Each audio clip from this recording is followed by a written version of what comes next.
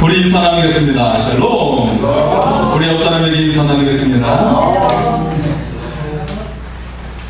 네, 반갑습니다. 네, 이렇게 서로 만나고 하니까 행복하죠? 네. 여러분의 얼굴에 행복이 가득하십니다. 네. 여러분과 나누고 싶은 하나님의 말씀이 있는데요. 다니엘 12장 3절의 말씀입니다. 지혜 있는 자는 궁창의 빛과 같이 빛날 것이요 많은 사람을 옳은 대로 돌아오게 하는 자는 별과 같이 영원토록 빛나리라. 아멘. 우리가 복음으로 많은 사람을 진리의 길로 인도할 때 우리가 별과 같이 빛나고 궁창의 빛과 같이 빛나는 인생이 될 줄 믿습니다. 하나님께서 여러분을 영광을 얻게 하여 주실 줄 믿습니다. 어느 날 유치원에서 선생님이 아이들에게 물었어요. 여러분, 명절 때 나이가 드신 분들이 선물을 주시면 어떻게 말해야 되나요? 라고 물었어요. 그랬더니 여기저기서 말을 합니다. 어떤 아이는 감사합니다 라고 해요. 어떤 아이는 고맙습니다 라고 말하고 있어요. 그때 어떤 아이가 손을 들면서 선생님을 바라보고 있어요. 선생님이 또 어떤 말이 있니? 라고 물어봤더니 그 아이가 하는 말이 뭘 이런 걸 다 라고 말했다고 합니다. 그리고 당황한 선생님이 또 다른 질문을 바로 던졌어요. 자, 여러분, 그러면 또 다른 질문을 하겠는데요. 버스에 탔을 때 다른 사람의 발을 밟으면 어떻게 말해야 되나요? 라고 했더니 또 여기저기서 죄송합니다, 실례합니다, 미안합니다 라고 말하는 거예요. 근데 아까 그 또 아이가 손을 들더니 또 말을 하려고 하는 거예요. 그래서 선생님이 또 뭐가 있을까라고 두려운 마음으로 물어봤더니 이 아이가 이렇게 대답을 하는 겁니다. 이를 어쩐다요? 이를 어쩐다요? 대답을 했다고 아마도 이 아이는 집에 할머니가 같이 사시는 그런 아이인 것 같아요. 네, 엉뚱한 대답이지만 우리에게 기쁨을 주고 있어요. 여러분의 삶 가운데 하나님의 은혜가 함께해서 삶의 기쁨이 충만한 삶이 되기를 소원합니다. 바울은 오늘 빌립보서를 통해서 기뻐하라고 말하고 있어요. 빌립보서는 기쁨의 서신입니다. 그런데 이 서신을 어디에서 썼다고요? 감옥에서 쓰고 있어요. 그것도 오늘 말씀 빌립보서를 보면 그가 시위대 안으로 옮겨졌대요. 상황이 더 안 좋아진 거예요. 이제 황제 앞에 서면 살지 죽을지도 모르는 상황인 것이죠. 더군다나 바울이 말하는 그런 고백을 보면 자신을 괴롭게 하는 사람들이 있다라고 말을 하고 있어요. 그런데 그런 상황 속에 놓여있는 바울이 어떻게 기쁨이 충만하다고 말할 수 있을까요? 그럼 오늘 말씀을 통해 우리가 기쁨이 충만할 수 있는 기쁨을 창조하는 삶의 비결을 배울 수 있기를 소원합니다. 그 첫 번째로 하나님께서는 기쁨을 고통 속에 담아 놓으셨다는 것입니다. 하나님은 기쁨을 고통 속에 담아 놓으셨어요. 고통을 아는 사람만이 기쁨을 느낄 줄 안다는 거예요. 바울은 지금 고통 중에 기뻐하고 있어요. 고통 중에 기쁨의 서신을 쓰고 있어요. 그에게 괴로움을 더한 사람들로 인해서 괴로움이 있다고 말하고 있어요. 동시에 기쁨이 충만하다고 말하고 있는 거예요. 바울은 문제 속에서 누릴 수 있는 그리스도인의 기쁨에 대해서 말하고 있어요. 빌립보 교회도 문제가 있다고 합니다. 오늘 말씀 28절에서 30절에 보면 그들에게 대적하는 자가 있어요. 빌립보 교회에 고난이 있어요.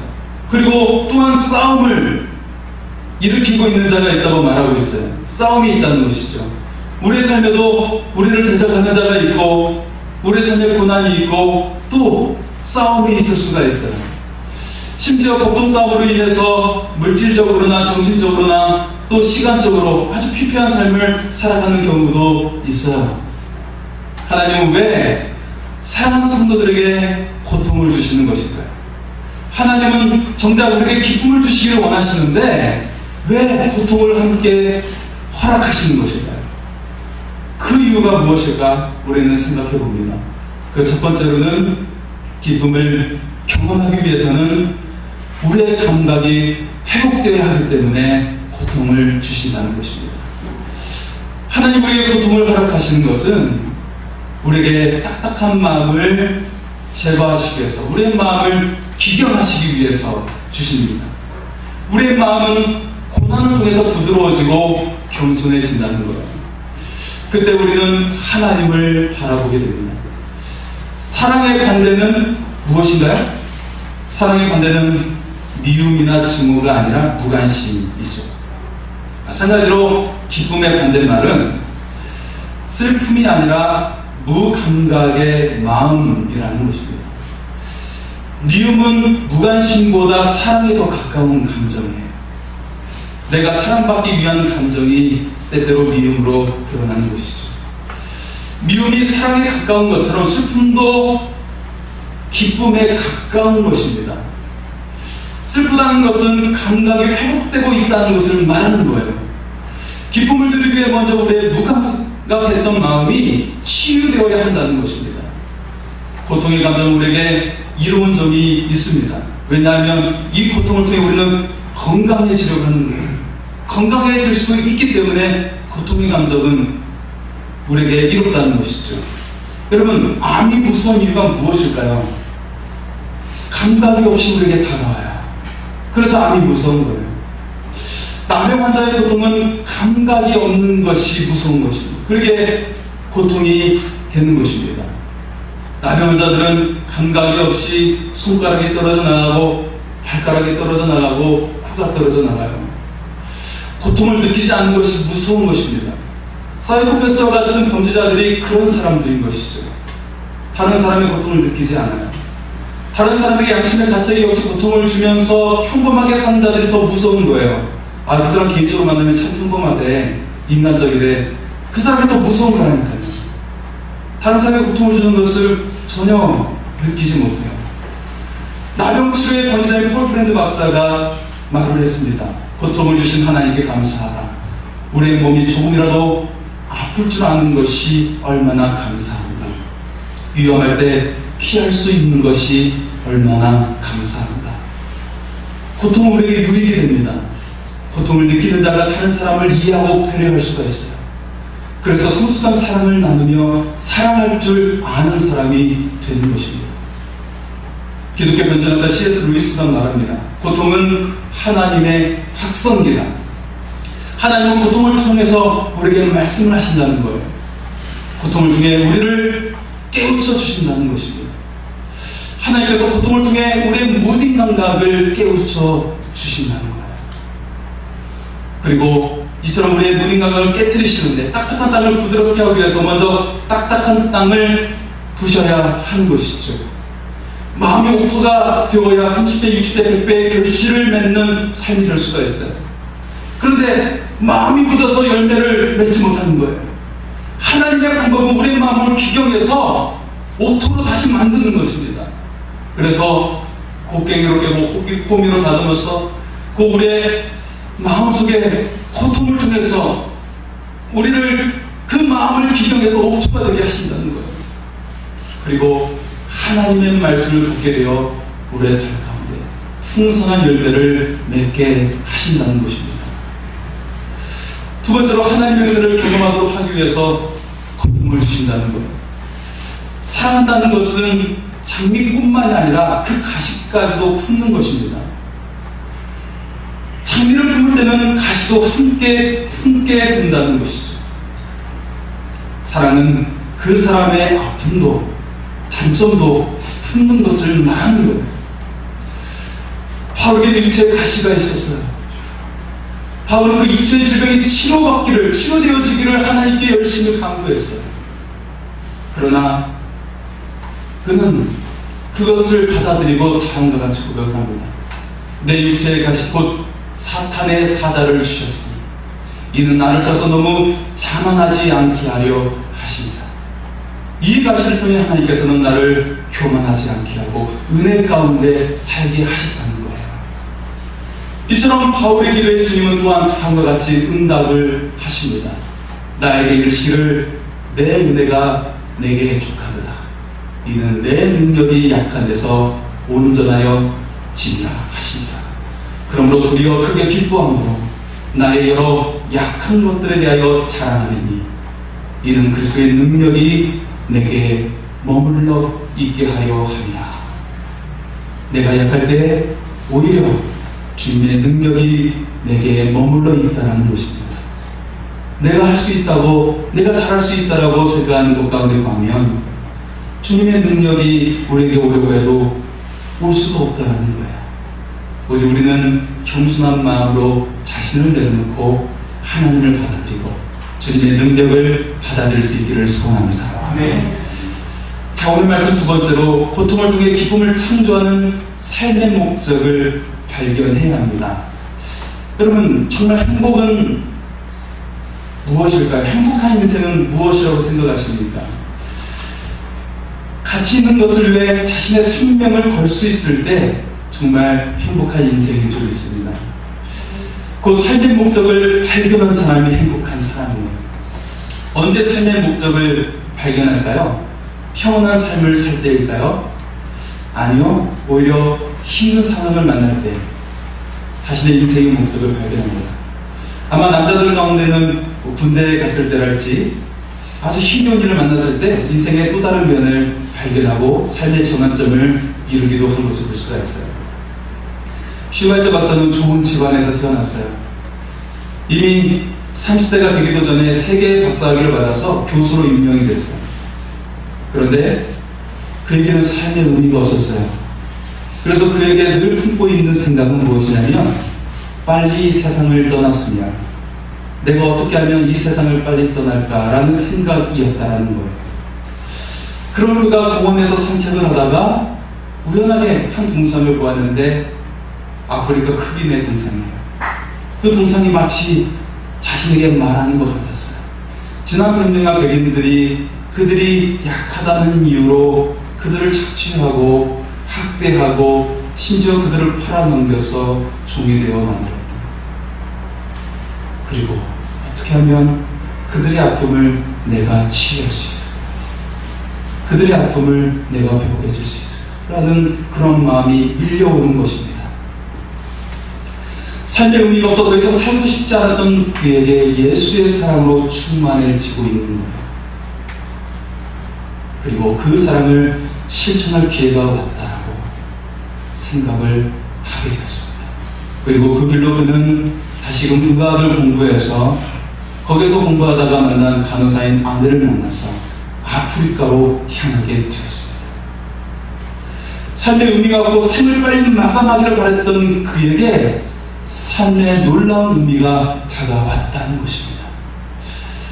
오늘 본문의 감옥에 갇혔던 바울도 자신의 인생의 목적, 존재 목적을 분명하게 알았습니다. 바로 20절의 말씀을 같이 한번 읽어보겠습니다.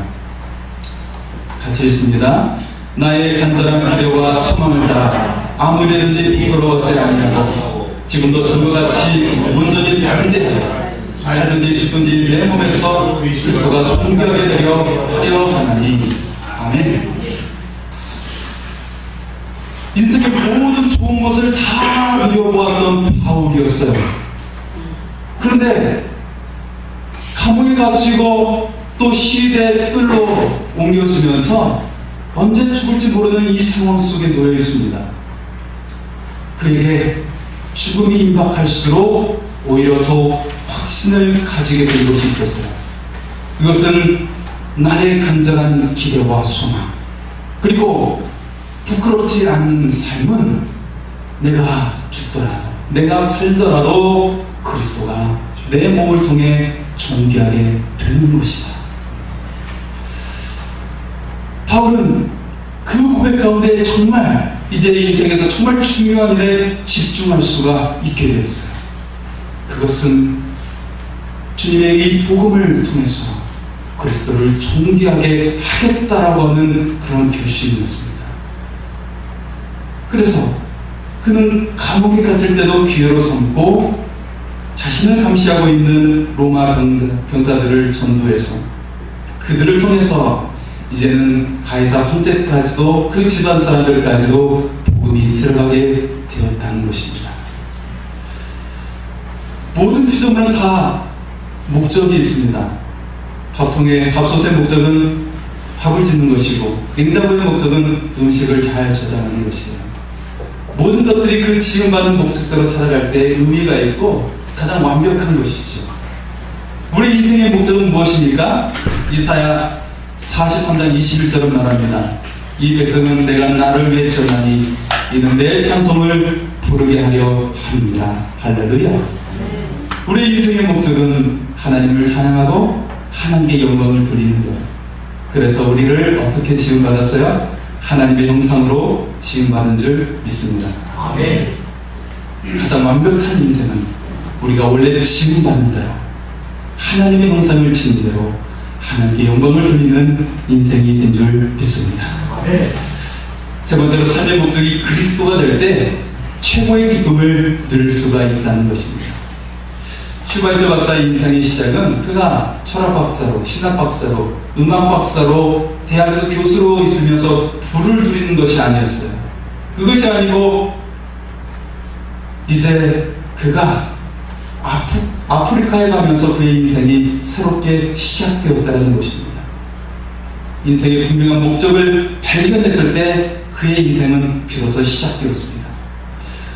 바울의 인생도 그가 가말리아파에 속해 있고 바리새인이요 율법과 철학을 익혔고 로마 시민권자였기 때문에 잊지 않았습니다. 바울의 인생의 시작은 다메섹에서 부활의 예수 그리스도를 만났을 때 그는 시작되었습니다. 아브라함의 인생도 갈대온에서 자신을 부르신 하나님의 그 부름을 따라 나아갈 때 그의 인생은 시작되었어요. 모세의 인생도 바로의 왕국에서 거했을 때가 아니라 바로 목동으로서 40년만 살다가 호렙산에서 가시떨기 가운데 하나님의 부르심을 받았을 때 그의 인생이 시작되었습니다. 우리가 사는 이유는 무엇입니까? 죽음 후에 무엇을 남기고 싶습니까?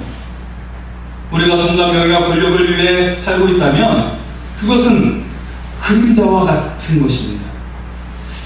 인생에서 좋은 집에서 산다고, 사업에 성공했다고, 출세를 했다고 만족스러운 삶을 사는 것이 아니에요.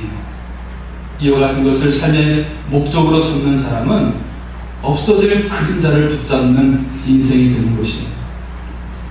하나님의 형상으로 창조된 우리가 따라할 삶의 목적은 그리스도를 닮아가는 것입니다.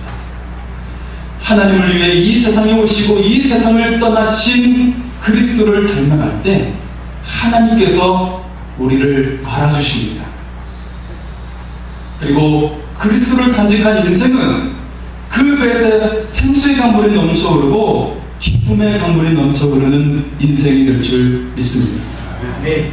레오나르도 다빈치가 43세에 최후의 만찬을 그리게 되었죠. 그리고 그 그림을 완성했을 때 절친한 친구를 먼저 보여주게 되었어요. 그의 의견을 물었어요. 친구는 엄청난 대작에 크게 감탄하게 되었어요. 예수님을 중심으로 오른편에 6명의 제자, 왼편에 6명의 제자가 있고 그림의 구도와 그들 하나하나의 표정에 놀라게 되었어요. 친구는 말합니다. 정말 예수님과 그 제자들의 모습에 놀라게 됩니다. 그리고 예수님의 손에 들려진 은컵이 어찌나 섬세한지 그 컵에서 눈을 뗄 수가 없네. 그 순간 레오나르도 다빈치는 붓을 들고 컵을 지워버리기 시작했어요. 그리고 다음과 같이 말했습니다. 이 그림에서 예수 그리스도 이외에는 어떤 것도 그 중심이 되어서는 안 되네. 우리의 삶도 마찬가지입니다. 우리의 삶에 그리스도가 중심이 되어질 때 여러분의 인생의 진정한 행복과 기쁨이 넘쳐날 줄 믿습니다.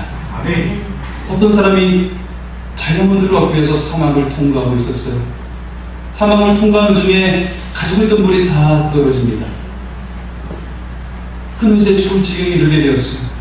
그때 물통 하나를 발견했어요. 이제 살았다고 이 물통을 열면서 마시려고 하는 순간 그 물통 안에서 다이아몬드가 쏟아지는 것입니다. 그러나 그는 목이 말라 죽고 말았어요. 여러분의 인생의 여행에서 무엇을 가지고 가시겠습니까? 다이아몬드는 생명이 없습니다. 그러나 물은 생명을 유지하도록 도와줍니다. 어떤 소매에 유래된 사람이 그에게 필요한 것은 다이아몬드가 아니라 씨앗이고, 그가 씨앗을 심음으로써 농사에서 양식을 얻을 수 있기 때문입니다. 우리의 영혼을 살게 하는 것은 다이아몬드가 아닙니다. 출세가 아니고 물질이 아닙니다. 그것이 필요 없다는 말이 아니라 우리가 정말 생명을 주는 것이 무엇인가라고 묻는 것입니다. 우리가 생명을 주는 것은 상수가 되시며 생명의 씨앗이 되신 그리스도이십니다. 그리스도는 우리를 구원하시기에 생명이 되시기 위해서 자신을 십자가에 매달아 우리에게 생명을 내어주셨습니다. 이를 믿는 자는 새로운 존재로 다시 태어나게 되는 것이에요. 멸망받을 흙의 자녀에서 영광을 얻게 되는 하늘의 자녀가 되는 것입니다. 이것이 바로 복음입니다. 복음은 식민지 백성에게 해방을 알리는 거예요. 이 흙에 갇혀 사는 존재들이여, 너희가 해방되었다. 포로에게 자유를 알려주는 거예요. 이 사탄의 노예가 되어 물질의 연연함에 살아가는 존재들이여, 시간의 연연한 살아가는 존재들이여, 고아에게 부모가 있음을 알려주는 거예요. 바로 하나님 아버지 되심을 알려주는 것입니다. 그리고 우리는 흙의 자녀에서 하늘의 자녀로 옮겨지고 하늘의 상속자가 되어진 줄 믿습니다.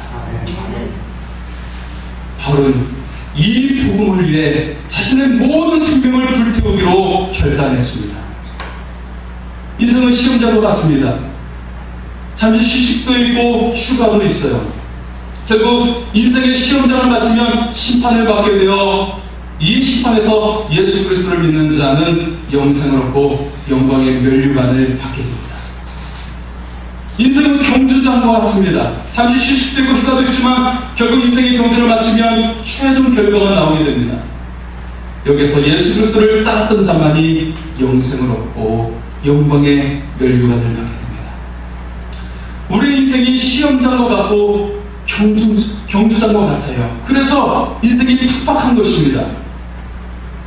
그래서 우리 인생이 쉼이 없는 것입니다.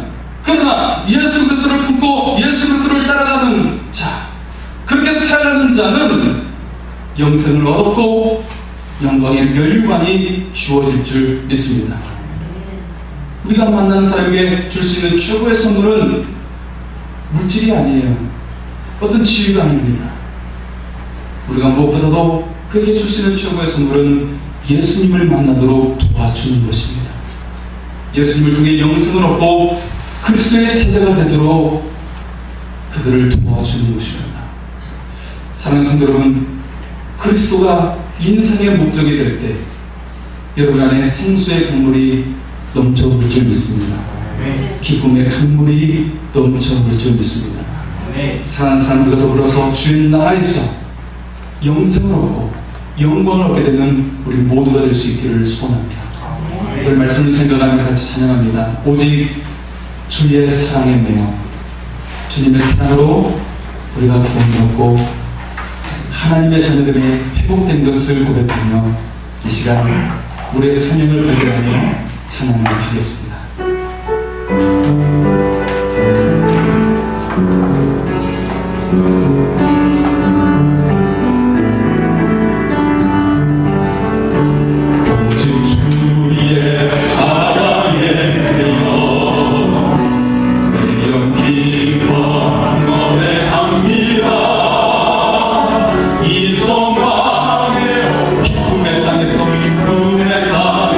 주께 사랑 드립니다.